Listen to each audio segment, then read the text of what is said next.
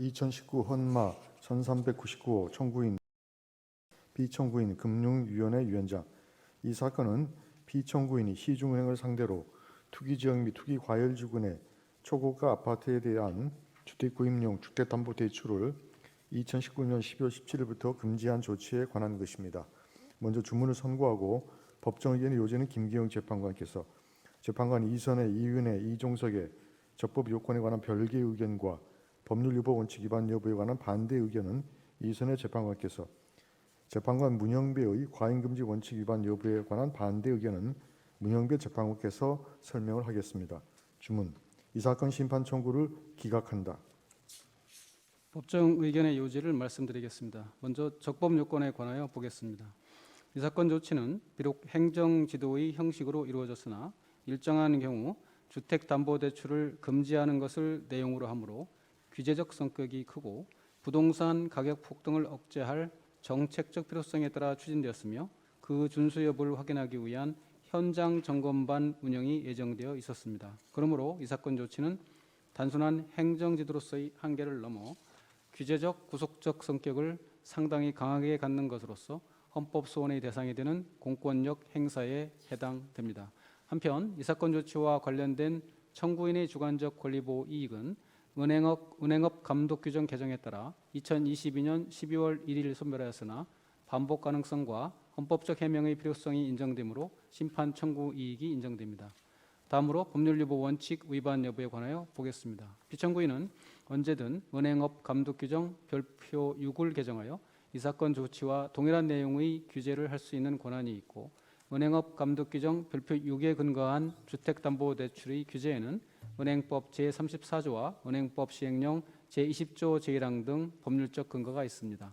또한 비청구인은 해당 권한을 행사하여 이 사건 조치를 통해 은행업 감독 규정 별표 6을 개정할 것임을 예고하고 그 개정 규정의 시행일 이전이라도 준수를 요청한 것이고, 이 사건 조치로 인한 기본권 제한의 정도는 은행업 감독 규정의 기본권 제한 정도에는 미치지 않습니다.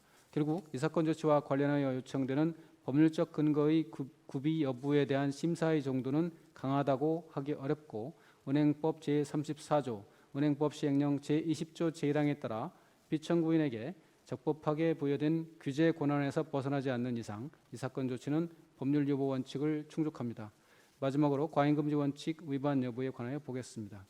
이 사건 조치는 전반적인 주택시장 안정화를 도모함과 동시에 금융기관의 대출 건전성 관리 차원에서 부동산 부문으로의 과도한 자금 흐름을 개선하기 위한 것으로 목적이 정당합니다. 또한 초고가 주택에 대한 주택담보대출 금지는 수요 억제를 통해 주택가격 상승 완화에 기여할 것이므로 수단도 적합합니다.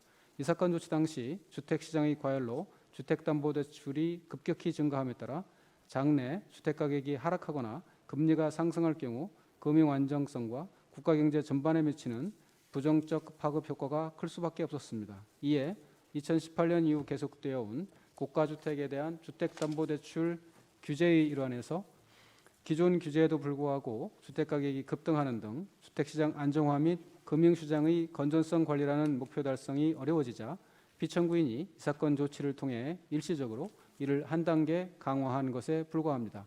또한 이 사건 조치는 투기지역, 투기과열지구로 그 적용 장소를 한정하고 시가 15억 원 초과 아파트로 대상을 한정하였으며 초고가 아파트를 담보로 한 주택 구입 목적의 주택담보대출로 목적을 구체적으로 한정하였음을 고려할 때 침해의 최소성과 법익의 균형성도 인정됩니다. 따라서 이 사건 조치는 과잉금지 원칙도 충족합니다. 이상입니다.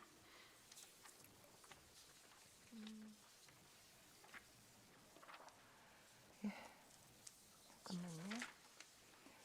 재판관 이선의, 재판관 이은혜, 재판관 이종석의 별개 의견 및 반대 의견의 요지를 말씀드립니다. 먼저 공권력 행사성에 관하여 보겠습니다. 피청구인은 이 사건 조치가 비권력적 사실 행위로서 헌법 소원의 대상이 되지 않는다고 주장합니다.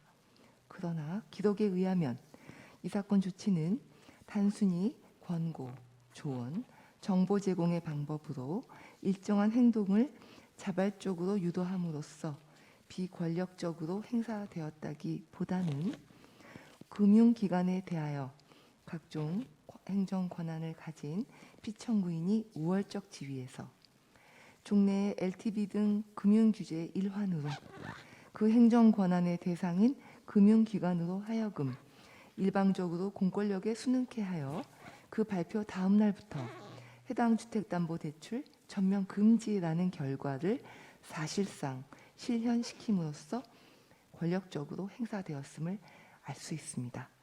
따라서 이 사건 조치는 권력적 사실 행위로서 헌법 소원의 대상이 되는 공권력 행사에 해당됩니다.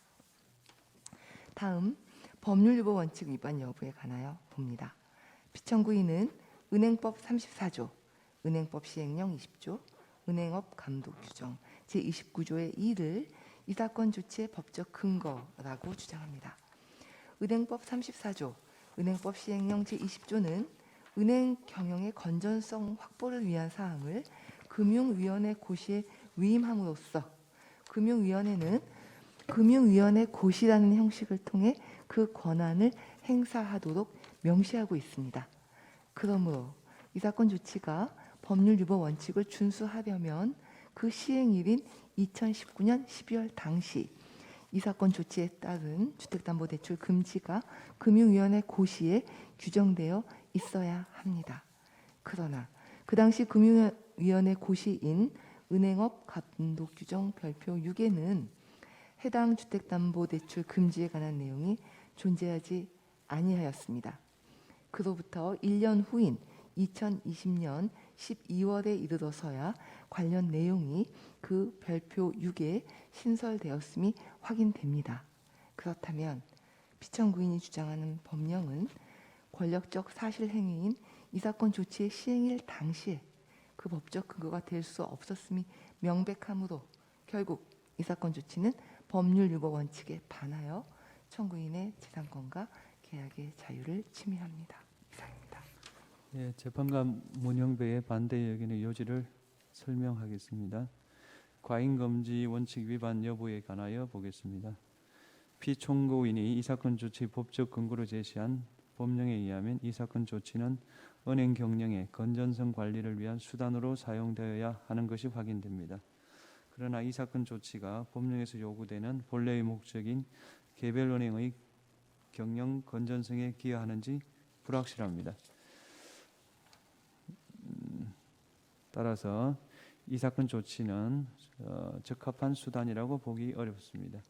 나아가 이 사건 조치는 DTI 강화 또는 만기 연장 제한 등 덜 제한적인 수단이 있었음에도 불구하고 LTV 0%로 주택담보대출을 원천적으로 금지한 점, 투기적 대출 수요뿐만 아니라 실수요자의 경우에도 예외 없이 대출을 금지한 점 등등을 고려할 때 침해의 최소성과 법익의 균형성도 인정하기 어렵습니다. 따라서 이 사건 조치는 과잉금지 원칙에 반하여 청구인의 재산권과 계약의 자유를 침해합니다.